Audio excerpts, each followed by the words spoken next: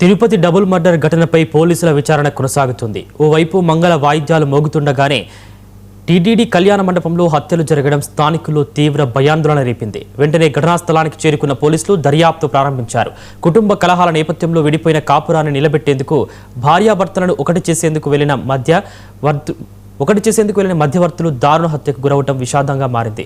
ఇప్పటికే కేసును దాదాపుగా పోలీసులు ఛేదించారు. ప్రధాన నిందితుడితో పాటు మరో ఇద్దరు ఈ హత్యలో ప్రమేయం ఉన్నట్టు గుర్తించినట్టు డీఎస్పీ భక్తవత్సలం చెబుతున్నారు. తిరుపతిలో సంచలనం రేపిన జంట హత్యలపై మా కరస్పాండెంట్ కిరణ్ అందిస్తున్న గ్రౌండ్ రిపోర్ట్. ఆధ్యాత్మిక నగరం తిరుపతిలో జంట హత్యలు కలకలం రేపిన విషయం తెలిసిందే.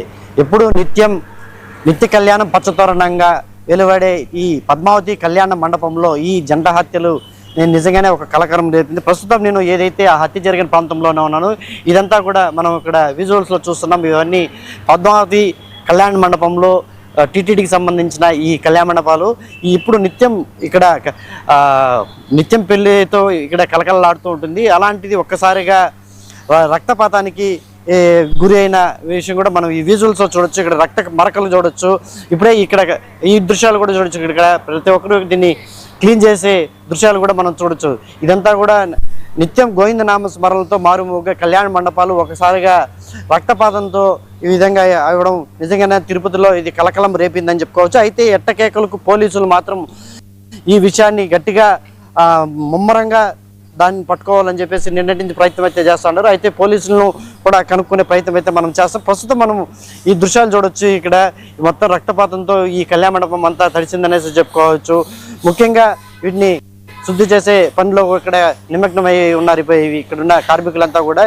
ఎందుకంటే నిన్న జరిగిన ఈ జంట కేసులకు సంబంధించి ముమ్మరంగా ఇప్పటికే పోలీసుల అధికారులంతా గాలింపులు చేపట్టారు. ఏదైతే కత్తితో వచ్చిన ఇద్దరు వ్యక్తులు, అదేవిధంగా ఒక అతన్ని పొడిచిన వెంటనే మరొక అతను కూడా అక్కడే ఆ కత్తి పొట్టుకు గురయ్యారు. దాని అనంతరం ఇద్దరు కూడా ఒక అతను అక్కడికక్కడే అంటే ప్రస్తుతం మనం చూస్తున్న దృశ్యాలు ఇక్కడ చనిపోగా ఒక అతను హాస్పిటల్కి తరలిస్తూ కూడా అక్కడ మరణించడం జరిగింది. అయితే పూర్తి స్థాయిలో తిరుపతి లాంటి ప్రముఖ పుణ్యక్షేత్రంలో ఇలాంటి ఘటనలను జరగడం పూర్తి స్థాయిలో దీన్ని చాలా బాధాకరం చెప్పి అలాంటిది ఎట్టి పరిస్థితుల్లో వాళ్ళని ఉపేక్షించకూడదని చెప్పేసి పోలీసులు ముమ్మరంగా గాలింపులు చర్యలు అయితే చేపట్టారు. ఇప్పటికే వాళ్ళందరినీ కూడా అరెస్టు చేసినట్లు కూడా తెలుస్తుంది. మరింత సమాచారం మనము తిరుపతి డిఎస్పీ గారిని అడిగి తెలుసుకునే ప్రయత్నం అయితే చేద్దాం.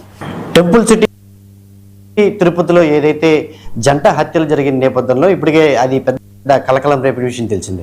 అయితే పోలీసులు ముమ్మరంగా నిన్నటి నుంచి కూడా ఆ నిందితులను పట్టుకునేదానికి ప్రయత్నం అయితే చేస్తున్నారని చెప్పుకోవచ్చు. ప్రస్తుతం ఇదే అంశంపై మనతో మాట్లాడడానికి తిరుపతి డిఎస్పీ భక్తవత్సలం గారు మనతో పాటు ఉన్నారు. సార్ని అడిగి మరిన్ని విషయాలు తెలుసుకుందాం. సార్ చెప్పండి సార్, నిన్న కలకలం రేపిన ఈ జంట హత్యల కేసుల గురించి ఇప్పుడే భారీ ఎత్తున సోషల్ మీడియాలో కావచ్చు, అదేవిధంగా తిరుపతిలో ఇలాంటి సంఘటనలు జరగకపోయినా కొన్ని విమర్శలు అయితే వస్తున్నాయి. ఇప్పుడు విచారణ ఎంతవరకు వచ్చింది, వాళ్ళని పట్టుకునే విధానికి మీరు ప్రయత్నాలు ఏ విధంగా చేస్తున్నారు సార్? మీరు ఇందాక చెప్పినట్లు తిరుపతి పట్టణంలో ఇక్కడ పద్మావతి కళ్యాణ మండపం దగ్గర డే బిఫోర్ ఎస్టర్డే అంటే 8th నైట్ సుమారు 9 గంటలకి ఇద్దరు హత్య గావింపడ్డారు. ఇమీడియట్గా ఫోను రాగానే అక్కడికి వెళ్ళడం జరిగింది. ఆ చనిపోయిన వారు మునిరత్నం తర్వాత మణికంఠగా గుర్తించడం జరిగింది. వీళ్ళిద్దరూ తిరుపతి వాస్తవ్యులే అని తెలిసింది. తర్వాత విచారణలో భాగంగా వాళ్ళను ఎవరు చంపారు అనే విషయం కూడా తెలుసుకున్నాము. వీళ్ళని సునీల్, తర్వాత వాసు, తర్వాత ఉపేంద్ర అనే ఏర్పేడ్ మండలానికి చెందిన 3 వ్యక్తులు ప్రాథమికంగా చంపినట్లు మాకు తెలిసింది. దీనికి కారణం కూడా మోటివ్ కూడా మా దర్యాప్తులో తెలిసింది. ఈ సునీలు, తర్వాత వాసు, ఉపేంద్ర సునీల్ అన్నదమ్ములు, వాళ్ళ ఫాదర్ వాసు, వీళ్ళు 3 వచ్చేసి ఏర్పేడు మండలము. ఈ సునీల్కి ఒక 5 years బ్యాక్ తిరుమలకి చెందిన సంపూర్ణమ్మ కూతురుతో వివాహమైనది. వాళ్లకు డిస్టర్బెన్స్ వచ్చేసి వాళ్ళ భార్యను వదిలిపెట్టడం జరిగింది. వీరు ఒకరికొకరు కేసులు కూడా ఏర్పేడు పోలీస్ స్టేషన్లో పెట్టుకోవడం జరిగింది. 2025లో వీళ్ళిద్దరికీ జరిగిన చిన్న ఘర్షణ కారణంగా ఈ సునీలు, వాసు, తర్వాత ఉపేంద్ర వీళ్ళు ఊరు కూడా వదిలిపెట్టేసి బెంగళూరులో గత 10 నెలలుగా బెంగళూరులో ఉన్నట్లు తెలిసింది. నిన్న ఆ ఏర్పేడు మండలానికి సంబంధించిన వారిదే మొన్న ఇక్కడ పద్మావతి కళ్యాణ మండపంలో వివాహం జరుగుతున్నందున ఆ వివాహానికి హాజరు కావడానికి ఈ వాసు తర్వాత వాళ్ళ కొడుకులైనటువంటి సునీల్, ఉపేంద్ర అక్కడికి రావడం జరిగింది. వీళ్ళు వచ్చిన విషయం సంపూర్ణంగా తెలుసుకొని వాళ్ళకు పరిచయం ఉన్న ఈ హత్య గావించబడ్డ మునిరత్నం తర్వాత ఈ మణికంఠలు ఇద్దరిని వాళ్ళతో మాట్లాడమని అక్కడికి పంపించడం జరిగింది.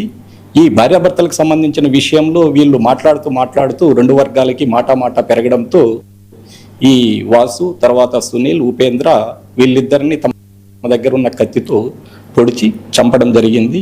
ఆ వాసు తర్వాత ఉపేంద్ర తర్వాత సునీల్ కోసం పార్టీలు పంపించడం జరిగింది. మాకు స్పెసిఫిక్ సమాచారం కూడా ఉంది. ఆ పార్టీలు కూడా తొందరలో వాళ్ళని ఆ ముద్దాయిలను పట్టుకోవడం జరుగుతుంది. ఈరోజు సాయంత్రానికల్లా పట్టుకుంటారని చెప్పేసి కూడా ఇప్పుడే ఆల్రెడీ కస్టడీకి తీసుకున్నామని చెప్పేసి కూడా వార్తలు వస్తున్నాయి సార్. ఎందుకు సార్? మా వాళ్ళు వెళ్ళారు, తప్పకుండా పట్టుకుంటాం ఈవినింగ్ లోపల. ఓకే, అది మొత్తం మీద ఏదైతే తిరుపతిలో జరిగిన ఈ జంట హత్యల కేసులు ఛేదించేందుకు పోలీసులు ముమ్మర ప్రయత్నాలు అయితే చేస్తున్నారు. ఇప్పటికే అంటే వాళ్ళకున్న ఇన్ఫర్మేషన్ ప్రకారం ఈరోజు సాయంత్రం లాగా వాళ్ళని అరెస్ట్ చేసి రిమాండ్ పంపించే అవకాశం అయితే కనిపిస్తోందని చెప్పేసి డిఎస్పీ గారు చెప్పే పరిస్థితి అయితే కనిపిస్తోంది. Camera person Jayaprakash Kiran, 99 TV, Tirupati నుంచి. కంబలపాడులో మంత్రి